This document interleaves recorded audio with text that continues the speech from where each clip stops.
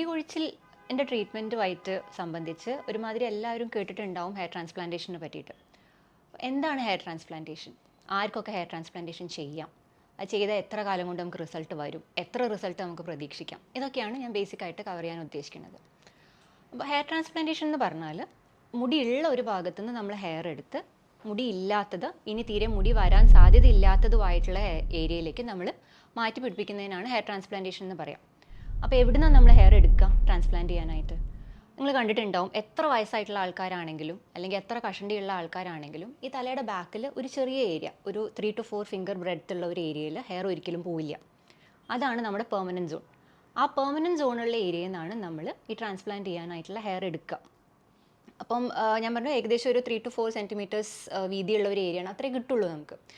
അതിൽ തന്നെ hair complete പോവില്ല എന്നേ ഉള്ളൂ, ഹെയർ തിന്നിങ് വരാം, കട്ടി കുറയാം. അപ്പോൾ അവിടുത്തെ എല്ലാ ഹെയറും എല്ലാ കാലത്തും ഉണ്ടാവണമെന്നില്ല, കട്ടി കുറവുള്ള ഹെയർ ആയിരിക്കും, പക്ഷേ അത് ഫുള്ളായിട്ട് പോവില്ല.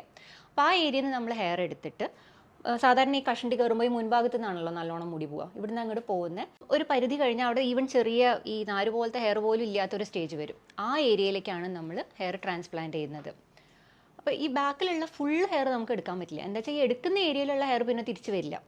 അപ്പോൾ ആ മൊത്തത്തിലുള്ള ഈ ഒരു ഏരിയയുടെ ഒരു 1/4, 1/4 അല്ലെങ്കിൽ 1/3 ആയിട്ടുള്ള ഹെയർ മാത്രമേ നമ്മൾ എക്സ്ട്രാക്ട് ചെയ്യുള്ളൂ. ആ ഹെയർ ഇപ്പം ഇത്രയും രീതിയിലുള്ള ഫുൾ ഹെയർ എടുക്കുന്നതിൻ്റെ 1/4 1/3 എടുക്കുമ്പോൾ ഏകദേശം അതേ ഡെൻസിറ്റിയിൽ നമ്മൾ കവർ ചെയ്യുകയാണെങ്കിൽ ഒരു ഫിംഗർ ബ്രെഡ്ത്ത് ഏരിയ കവർ ചെയ്യാനുള്ള ഹെയറേ നമുക്ക് കിട്ടുള്ളൂ. ആ ഏരിയ വെച്ചിട്ട്, ആ ഹെയർ വെച്ചിട്ട് നമ്മൾ മാക്സിമം ഏരിയ കവർ ചെയ്യുന്ന രീതിയിലാണ് നമ്മൾ ഹെയർ ട്രാൻസ്പ്ലാന്റേഷൻ ചെയ്യുന്നത്. അപ്പോൾ യൂഷ്വലി നമുക്ക് മാക്സിമം നല്ല ഹെൽത്തി ഡോണർ ഏരിയ ആണെങ്കിൽ, കുറച്ച് ആ ഏരിയയിലെ ഹെയർ നല്ല ഹെൽത്തിയാണ്, ആ ഏരിയയിലെ സ്കാൽപ്പ് നല്ല ഹെൽത്തി ആണെങ്കിൽ നമുക്ക് മാക്സിമം ഒരു 3000-3500 ഹെയർ വരെ അവിടെ നിന്ന് എടുക്കാൻ പറ്റും. ഈ 3000-3500 ഹെയറും ഉണ്ട് സാധാരണഗതിയിൽ നമുക്കൊരു 5 to 6 ഫിംഗർ ബ്രെഡ്ത്ത് ഏരിയ നമുക്ക് കവർ ചെയ്യാൻ പറ്റും. ഫുള്ള് ഇവിടെ മുതൽ ഇവിടെ വരെ കഷണ്ടി ആണെങ്കിൽ, അതായത് ക്രൗൺ ഏരിയ നമുക്ക് ബോൾഡാണ്, ഫ്രണ്ടിൽ ഏരിയ നമുക്ക് ബോൾഡ് ആണെങ്കിൽ നമ്മൾ പ്രയോറിറ്റൈസ് ചെയ്യണം ഏത് ഭാഗത്താണ് നമുക്ക് കൂടുതൽ ഹെയർ വേണ്ടത്. യൂഷ്വലി നമ്മൾ ഫ്രണ്ട് ഏരിയയ്ക്കാണ് പ്രയോറിറ്റി കൊടുക്കുക, ബാക്ക് ഏരിയയ്ക്ക് അത്ര പ്രയോറിറ്റി കൊടുക്കില്ല. ബാക്കി ഹെയർ ഉണ്ടെങ്കിൽ മാത്രമേ നമ്മൾ ബാക്ക് ഏരിയ കവർ ചെയ്യുന്നതിനെ പറ്റിയിട്ട് ആലോചിക്കുള്ളൂ. ഇനി അല്ല, അവിടെ മാത്രമേ നമുക്ക് ഇതുള്ളെങ്കിൽ, കഷണ്ടി ഉള്ളെങ്കിൽ നമുക്ക് ആ ഏരിയ കവർ ചെയ്യുന്നതിനെ പറ്റിയിട്ട് ആലോചിക്കാം. ഇനി ഇങ്ങനെ കഷണ്ടി കയറിയിട്ടല്ലാതെ എന്തെങ്കിലും ആക്സിഡൻറ്റ് കാരണം കൊണ്ടോ ബേൺസ് കാരണം കൊണ്ടോ അല്ലെങ്കിൽ ഏതെങ്കിലും രീതിയിൽ സ്കാർ ചെയ്തിട്ടുള്ള ഹെയർ പോയിട്ടുള്ള ഏരിയയിലാണെങ്കിലും നമുക്കിതുപോലെ ബാക്കിൽ നിന്ന് ഹെയർ എടുത്തിട്ട് ട്രാൻസ്പ്ലാന്റ് ചെയ്യാൻ പറ്റും. പക്ഷേ സ്കാർ ടിഷ്യൂയിലേക്ക് നമ്മൾ ട്രാൻസ്പ്ലാന്റ് ചെയ്യുമ്പോഴുള്ള പ്രശ്നം എന്താണെന്ന് വെച്ചാൽ ആ ഏരിയയിലെ ബ്ലഡ് സപ്ലൈ അത്ര നല്ലതായിരിക്കില്ല. അപ്പോൾ ട്രാൻസ്പ്ലാന്റ് ചെയ്യുന്ന മൊത്തം ഹെയർ പിടിച്ചോളണം എന്ന് നമുക്ക് നിർബന്ധമൊന്നുമില്ല, എന്നാലും നമുക്കത് ചെയ്യാവുന്ന ഒരു പ്രൊസീജിയറാണ്. ഏതൊക്കെ ഏജ് ഗ്രൂപ്പിലുള്ള ആൾക്കാർക്ക് ഹെയർ ട്രാൻസ്പ്ലാന്റേഷൻ ചെയ്യാൻ പറ്റും? യൂഷ്വലി ഏത് ഏജിലും ചെയ്യാം, അതിനങ്ങനെ റെസ്ട്രിക്ഷൻ ഒന്നുമില്ല. പക്ഷേ തീരെ ചെറിയ ഏജിലാണെങ്കിൽ നമ്മൾ വെയിറ്റ് ചെയ്യും. ചെറിയ ഏജിൽ വെച്ചാൽ രോമകൂപങ്ങൾ, ഈ ഹെയർ ഫോളിക്കിൾസ് നശിച്ചു പോയിട്ടൊന്നും ഉണ്ടാവില്ല, അത് അവിടെ തന്നെ ഉണ്ടാവും. അപ്പോൾ മെഡിക്കൽ മെത്തേഡ്സ് വെച്ചിട്ട് നമുക്ക് കുറേയൊക്കെ ഹെയർ വളർത്തിയെടുക്കാൻ പറ്റുന്നതാണ്. അപ്പോൾ നമുക്ക് PRP ചെയ്യാം, GFC ചെയ്യാം, മിനോക്സിഡിൽ, ഫിനാസ്ട്രൈഡ്, കുറേ ടൈപ്പ് മരുന്നുകൾ അവൈലബിൾ ആണ്. അതെല്ലാം വെച്ചിട്ട് നമുക്ക് പറ്റാവുന്ന അത്രയും ഹെയർ വളർത്തി കൊണ്ടുവരാൻ നമ്മൾ ആദ്യം ശ്രമിക്കും. ഹെയർ വരില്ല എന്നുള്ള ഉറപ്പുള്ള ഏരിയയിൽ മാത്രമേ നമ്മൾ ട്രാൻസ്പ്ലാന്റേഷൻ ചെയ്യുള്ളൂ. എത്ര പ്രായം വരെ നമുക്ക് ഹെയർ ട്രാൻസ്പ്ലാന്റേഷൻ ചെയ്യാം? അതിനും അങ്ങനെ ഫിക്സ്ഡ് ഒരു ലിമിറ്റൊന്നുമില്ല. സാധാരണ ഒരു ആർബിട്രറി ആയിട്ട് നമ്മൾ 70 years എന്നൊക്കെ പറയും. പക്ഷേ സ്കാൽപ്പ് ഹെൽത്തിയാണ്, അത്യാവശ്യം നല്ല ഡോണർ ഏരിയ ഉണ്ട്, വേറെ പ്രത്യേകിച്ച് അസുഖങ്ങളൊന്നുമില്ല, ആളും ഹെൽത്തി ആണ് എന്നുണ്ടെങ്കിൽ നമുക്ക് ഏത് ഏജിലും ചെയ്യാവുന്നത് തന്നെ ഉള്ളൂ. ഇനി എന്താണ് ഹെയർ ട്രാൻസ്പ്ലാന്റേഷൻ പ്രൊസീജിയർ ഇൻവോൾവ് ചെയ്യുന്നത്? ഞാൻ പറഞ്ഞു, നമ്മൾ ബാക്കിലുള്ള ഡോണർ ഏരിയയിൽ നിന്ന് ഹെയർ എടുത്ത് ഹെയർ ഇല്ലാത്ത റെസിപ്പിയൻ്റ് ഏരിയയിലേക്കാണ് നമ്മൾ ഹെയർ വെക്കുന്നത്. അപ്പോൾ ഈ എൻറ്റയർ പ്രോസസ്സ് ഇത് ലോക്കൽ അനസ്തീഷ്യയിലാണ് നമ്മൾ ചെയ്യുക. അതായത് നമ്മൾ മയക്കുന്നില്ല, അനസ്തീഷ്യയിൽ അല്ലെങ്കിൽ ഓപ്പറേഷൻ തിയേറ്ററിൽ കൊണ്ടുപോയിട്ടോ മയക്കിയിട്ടോ ഒന്നും അല്ല നമ്മൾ ചെയ്യണേ. ഒരു സ്റ്റെറൈലായിട്ടുള്ള പ്രൊസീജിയർ റൂമിൽ ലോക്കൽ അനസ്തീഷ്യ എന്ന് വെച്ചാൽ നമ്മൾ ഇഞ്ചെക്ഷൻ വെച്ച് നമുക്ക് ആവശ്യമുള്ള ഏരിയയിൽ, നമ്മൾ ഹെയർ എടുക്കേണ്ട ഏരിയയിലും ഹെയർ വെക്കേണ്ട ഏരിയയിലും, രണ്ട് ഏരിയയിലും നമ്മൾ ഇഞ്ചെക്ഷൻ വെച്ച് തരിപ്പിച്ചിട്ടാണ് നമ്മൾ പ്രൊസീജിയർ ചെയ്യുന്നത്. അപ്പോൾ ഇഞ്ചെക്ഷൻ വെക്കുന്ന സമയത്തുള്ള ചെറിയ പെയിനൊക്കെ ഉണ്ടാവും എന്നുള്ളതല്ലാതെ largely it's A pain free procedure. ആ ചെയ്യുന്ന സമയത്തുള്ള പെയിൻ മാത്രമേ ഉണ്ടാവുള്ളൂ. ഇത് എത്ര സമയം എടുക്കും ചെയ്യാനായിട്ട്? യൂഷ്വലി നമുക്ക് രാവിലെ നമ്മളൊരു 8-8:30 സമയത്തൊക്കെ തുടങ്ങിക്കഴിഞ്ഞാൽ ഹെയർ ഗ്രാഫ്റ്റിൻ്റെ നമ്പർ അനുസരിച്ച്, കുറച്ച് ഗ്രാഫ്റ്റൊക്കെ ആണെങ്കിൽ ഉച്ചയാകുമ്പോഴത്തേക്കൊക്കെ തീരും. പക്ഷേ ഈ 3000-3500 ഗ്രാഫ്റ്റൊക്കെ ആകുമ്പോൾ 8 മണിക്കൂർ, 10 മണിക്കൂർ, 12 മണിക്കൂർ വരെയൊക്കെ പ്രൊസീജിയേഴ്സ് നീണ്ടു നിൽക്കാറുണ്ട്. അപ്പോൾ അതിൻ്റെ ഇടയിലുള്ള സമയത്ത് ഡോക്ടർക്കാണെങ്കിലും പേഷ്യൻറ്റിനാണെങ്കിലും ബാത്റൂം ബ്രേക്സും ഫുഡിനുള്ള ബ്രേക്കും കാര്യങ്ങളൊക്കെ ഉണ്ടാവും. നമ്മൾ ഈ ബാക്കിൽ നിന്ന് ഹെയർ എടുത്തു കഴിഞ്ഞാൽ, നമ്മളിപ്പോൾ സാധാരണ നമ്മൾ പറയും വേരോട് കൂടിയാണ് നമ്മൾ ഹെയർ എടുക്കുകയെന്ന്. പക്ഷെ നമ്മൾ ഈ പറിച്ചെടുക്കുന്ന ഹെയർ ഉണ്ടല്ലോ, അതിൻ്റെ അറ്റത്തൊരു വെള്ള ബോൾ പോലൊരു സാധനം കണ്ടിട്ടില്ലേ? അതല്ല റൂട്ട് ഹെയറിൻ്റെ.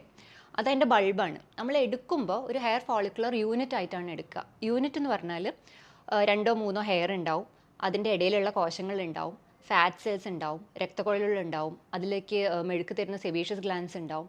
ഇതെല്ലാം കൂടെ കൂടിയിട്ടുള്ള ഫോളിക്കുലർ യൂണിറ്റ് ആയിട്ടാണ് നമ്മൾ എക്സ്ട്രാക്ട് ചെയ്യുക. ഈ എക്സ്ട്രാക്ട് ചെയ്യാൻ നമ്മൾ ഉപയോഗിക്കുന്നത് പഞ്ചസ് ആണ്, മോട്ടറൈസ്ഡ് പഞ്ചസ് ആണ്. അത് പല കമ്പനികളുടെയും പല ടൈപ്പിലുള്ള പഞ്ചസ് ഉണ്ട്. അത് ഓരോ ഡോക്ടേഴ്സ് അവരവരുടെ കൺവീനിയൻസിന് അവരവരുടെ ട്രെയിനിങ് അനുസരിച്ചിട്ട് ഏതാണോ യൂസ് ചെയ്യണമെന്ന് വെച്ചാൽ ആ പഞ്ച് ഉപയോഗിച്ച് നമ്മളിത് എക്സ്ട്രാക്ട് ചെയ്യും. യൂഷ്വലി മൊത്തം എക്സ്ട്രാക്ഷൻ ഒറ്റ സിറ്റിങ്ങിൽ നമ്മൾ ഒറ്റ സ്ട്രെച്ചിൽ നമ്മൾ എടുക്കും. അപ്പോൾ ഈ 2000-3000 ഗ്രാഫ്റ്റ് നമ്മൾ എടുത്ത് അതിനെ സെപ്പറേറ്റ് ചെയ്ത് 1 hair 2 hair 3 hair ഗ്രാഫ്സ് ആയി സെപ്പറേറ്റ് ചെയ്തിട്ട് ആണ് നമ്മൾ ഇംപ്ലാന്റ് ചെയ്യുക. ഇംപ്ലാന്റ് ചെയ്യേണ്ട ഏരിയയിൽ, അതായത് നമ്മുടെ റെസിപ്പിയൻ്റ് ഏരിയയിൽ നമ്മൾ ആദ്യം സ്ലിറ്റ് ഇടും. സ്ലിറ്റ് എന്ന് പറഞ്ഞാൽ അത് ഹോൾസ്, ആ കുഴിയിലേക്കാണ് നമ്മൾ പിന്നെ ഇത് ഇംപ്ലാന്റ് ചെയ്ത് കൊടുക്കുക. അപ്പം മൊത്തമായിട്ട് നമ്മൾ സ്ലിറ്റ്സ് ഇടും. ആ സ്ലിറ്റ് ഇടുന്ന സ്ഥലത്താണ് ആ പ്രൊസീജിയറാണ് കുറച്ച് സയൻറ്റിഫിക് ആയിട്ട്, കുറച്ച് എസ്തെറ്റിക് ആയിട്ട്. ആ കുഴിയിലേക്കാണല്ലോ നമ്മൾ ഹെയർ എടുത്ത് വെക്കുക. ആ വെക്കുന്നതിൽ ഷേപ്പിലനുസരിച്ചിട്ടാണ് ഇത് വരിക. അപ്പോൾ ആ സ്ലിറ്റ് ഇടുന്ന ഡയറക്ഷൻ, അത് എത്ര ഡെൻസിറ്റിയിൽ നമ്മൾ സ്ലിറ്റ് ഇടുന്നു, ഇതൊക്കെയാണ് അതിൽ മോർ ഇമ്പോർട്ടൻറ്റ് ഫാക്ടേഴ്സ്. അപ്പോൾ നമ്മൾ മൊത്തമായിട്ട് സ്ലിറ്റ് ഉണ്ടാക്കി വെക്കും. സ്ലിറ്റ് ഉണ്ടാക്കി വെച്ചതിന് ശേഷം മൊത്തമായിട്ട് നമ്മൾ ഇംപ്ലാന്റ് ചെയ്യും. ഓരോ ഹെയർ ഓരോരോ യൂണിറ്റിലായിട്ട് നമ്മൾ ഇംപ്ലാന്റ് ചെയ്യും. ഇങ്ങനെയാണ് അതിൻ്റെ പ്രൊസീജിയർ വരിക. അപ്പോൾ ആദ്യം ലോക്കൽ അനസ്തീഷ്യ കഴിഞ്ഞ് നമ്മൾ എക്സ്ട്രാക്ട് ചെയ്യും, നമ്മൾ സ്ലിറ്റ് ഇടും, സ്ലിറ്റ് ഇട്ട് നമ്മൾ ഇംപ്ലാന്റ് ചെയ്യും. ഇങ്ങനെയാണ് അതിൻ്റെ ആ ഒരു ഫ്ലോ വരുന്നത്. അപ്പോൾ യൂഷ്വലി നമ്മളിപ്പോൾ ഒരു ഫുൾ ഡേ പ്രൊസീജിയർ കണക്കാക്കുകയാണെങ്കിൽ അതിൻ്റെ ഉച്ചയാകുമ്പോഴത്തേക്ക് എക്സ്ട്രാക്ഷൻ കംപ്ലീറ്റ് ചെയ്യും. ഉച്ചയ്ക്ക് ശേഷമായിരിക്കും സ്ലിറ്റിങ്ങും ഇംപ്ലാന്റേഷനും വരാം. പിന്നെ ഇതിനിപ്പം ടൈം ഞാൻ പറഞ്ഞു, രാവിലെ തൊട്ട് നമ്മൾ സ്റ്റാർട്ട് ചെയ്താൽ വൈകുന്നേരം വരെ എടുക്കും. അപ്പോൾ പേഷ്യൻ്റ് രാവിലെ ഭക്ഷണമൊക്കെ കഴിച്ചിട്ടാണ് വരിക, ഫുൾ ഇതായിട്ട്. ആദ്യം നമ്മൾ ഫസ്റ്റ് സ്റ്റെപ്പ് നമ്മൾ ചെയ്യുന്നത് ഷേവ് ചെയ്യാണ്. മുടി ഷേവ് ചെയ്തിട്ടേ നമുക്കിത് ചെയ്യാൻ പറ്റുള്ളൂ. ലോങ് ഹെയർ FUE എന്ന് പറഞ്ഞ പ്രൊസീജിയേഴ്സ് ഉണ്ട് ഷേവ് ചെയ്യാണ്ട് ചെയ്യാൻ പറ്റുന്നത്. പക്ഷേ that is more difficult and അതിൻ്റെ റിസൾട്ട്സ് മറ്റേൻ്റെ അത്രയ്ക്ക് അങ്ങോട്ട് നല്ലതല്ല. അപ്പോൾ മൊത്തം ഷേവ് ചെയ്തിട്ട് ചെയ്യുമ്പോഴാണ് നമുക്ക് ഏറ്റവും നല്ലത്, ഏറ്റവും ശരിക്കും നമുക്ക് പ്ലാൻ ചെയ്യാൻ പറ്റുന്നതും ഏറ്റവും കറക്റ്റായിട്ട് നമുക്കിത് സ്ലിറ്റ് ഇടാനും ഇംപ്ലാന്റ് ചെയ്യാനും ഒക്കെ പറ്റുന്നത്. അപ്പോൾ അത് കഴിഞ്ഞ് ഷേവ് ചെയ്ത് കഴിഞ്ഞ് നമ്മൾ ഹെയർ വാഷൊക്കെ ചെയ്ത് മാർക്ക് ചെയ്യും. ഈ മാർക്കിംഗ് സ്റ്റേജിൽ പേഷ്യൻറ്റും ഡോക്ടറും രണ്ടുപേരും ഒരുമിച്ച് നിന്നാണ് മാർക്ക് ചെയ്യുക. അത് പേഷ്യൻറ്റിന് നമുക്ക് ചില എന്താ പറയുക പോയിൻറ്റ്സ് ഉണ്ട് നമ്മൾ കീപ്പ് ചെയ്യേണ്ടത്. ആ പോയിന്റ് നമ്മൾ ആദ്യം മാർക്ക് ചെയ്യും. എന്നിട്ട് അത് പേഷ്യൻ്റെ സാറ്റിസ്ഫാക്ഷനുമായിട്ട് നമ്മൾ അതൊരു ഡിസ്കഷൻ, ഒരു സ്റ്റേജ് ഉണ്ടാവും അവിടെ. രണ്ടുപേർക്കും സാറ്റിസ്ഫൈഡ് ആവുന്ന രീതിയിൽ നമ്മൾ പിന്നെ പ്രോഗ്രസ് ചെയ്യുള്ളൂ, അടുത്ത സ്റ്റേജിലേക്ക് കടക്കുള്ളൂ. പിന്നത്തെ step local anaesthesia, extraction, implantation. അത് ആ ഡേ പ്രൊസീജിയർ കഴിഞ്ഞ് കഴിഞ്ഞാൽ നമ്മൾ ബാക്കിൽ ഏരിയ, അതായത് നമ്മൾ ഡോണർ ഏരിയ, ഹെയർ എടുത്ത ഏരിയ നമ്മൾ ഡ്രസ്സ് ചെയ്യും. ആ ഡ്രസ്സിങ് നമ്മൾ 2 ദിവസം കഴിഞ്ഞിട്ടേ ഉരുള്ളൂ. 2 days ആ ഡ്രസ്സിങ് ഇൻടാക്റ്റ് ആയിരിക്കും. റെസിപ്പിയൻ്റ് ഏരിയ, നമ്മൾ ഇംപ്ലാന്റ് ചെയ്ത ഏരിയ നമ്മൾ ഡ്രസ്സ് ചെയ്യില്ല, അത് ഓപ്പൺ ആയിട്ട് തന്നെ ഇടും. അവിടെ സ്പ്രേ ചെയ്യാനുണ്ട് മരുന്നുകളും കാര്യങ്ങളൊക്കെ ആയിട്ട്. അതൊക്കെ പ്രൊസീജിയർ കഴിയുമ്പോൾ തരും. ആദ്യത്തെ 2 ദിവസം നമ്മൾ മണിക്കൂർ കൂടുമ്പോൾ അത് സ്പ്രേ ചെയ്തുകൊണ്ടിരിക്കണം. പിന്നത്തെ ഈ 2 days കഴിഞ്ഞ് നമ്മൾ ബാക്കിലെ ഡ്രസ്സിങ് ഊരും. അത് കഴിഞ്ഞ് കഴിഞ്ഞാൽ പിന്നെ ഒരു 2 hours 3 hours കൂടുമ്പോഴായിരിക്കും നമ്മൾ സ്പ്രേ ചെയ്യുക. 1 week കഴിഞ്ഞിട്ടാണ് ഹെയർ വാഷ് വരിക, ആദ്യത്തെ ഹെയർ വാഷ്. അതുവരെ നമ്മൾ വെള്ളം തൊടിയിക്കില്ല.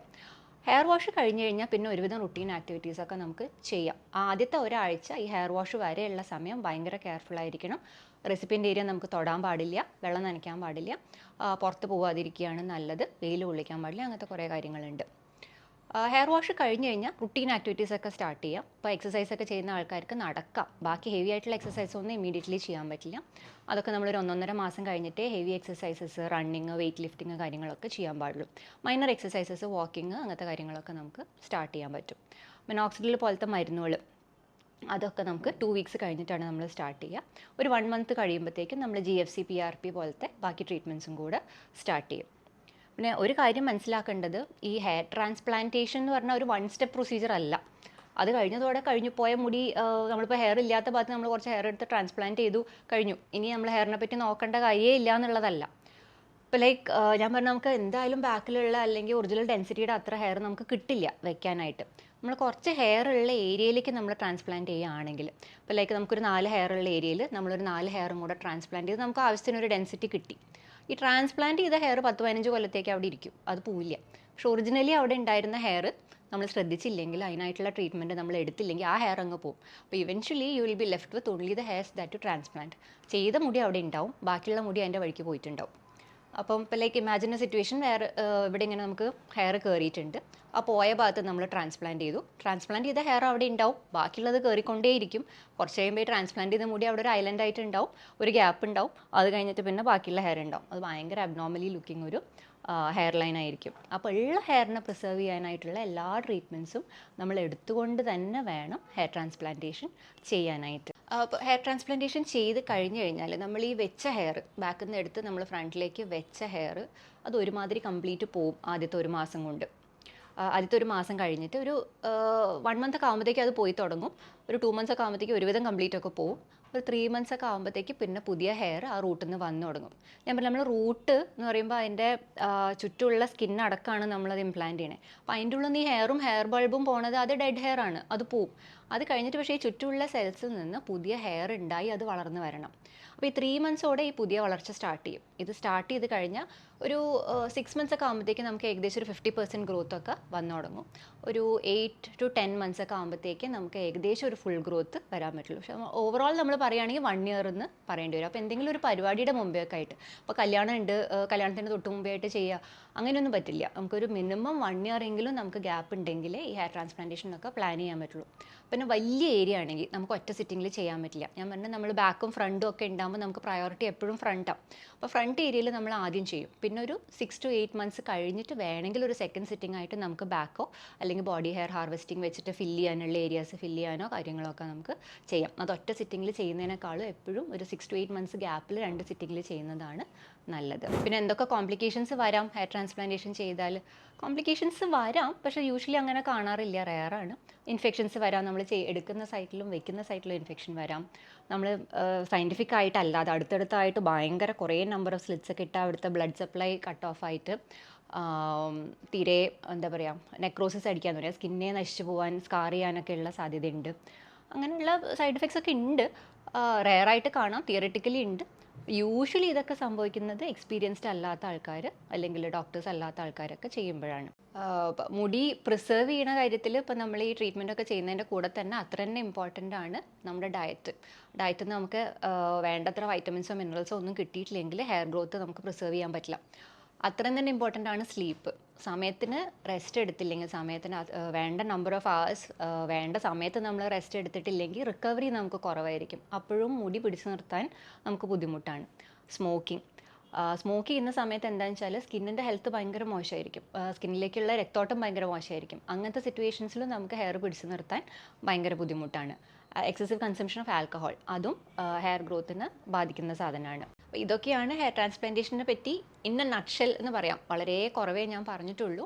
ഇതിൽ ഓരോ സ്റ്റെപ്പും ഓരോ സ്റ്റേജും ഓരോ പോയിന്റും നമുക്ക് ഒരുപാട് ഡിസ്കസ് ചെയ്യാനുള്ള കാര്യങ്ങളാണ്. കൂടുതൽ അറിയാൻ ആഗ്രഹമുള്ളവർക്ക് എന്നെ കോൺടാക്റ്റ് ചെയ്യാം.